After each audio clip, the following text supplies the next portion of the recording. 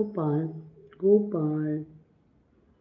ஐயோ! எங்க வீட்ல பப்பாளி மரம் இருக்கு. அதுதான் அவங்க விரும்பி சாப்பிடுறாங்க. பப்பாளி பழம் சாப்பிடவே கூடாது. பிச்சிருவேன் உங்கள. அதான், அதான். முதல்ல அந்த பப்பாளி மரத்த வெட்டி போடுங்க. வெட்ட வேண்டாம். இருக்கட்டும். மனசு கட்டுப்பாடுன்னு ஒண்ணு இருக்குல்ல. அத கடைப்பிடிக்க மாட்டீங்களா? பப்பாளி பழம் சாப்பிடவே கூடாது.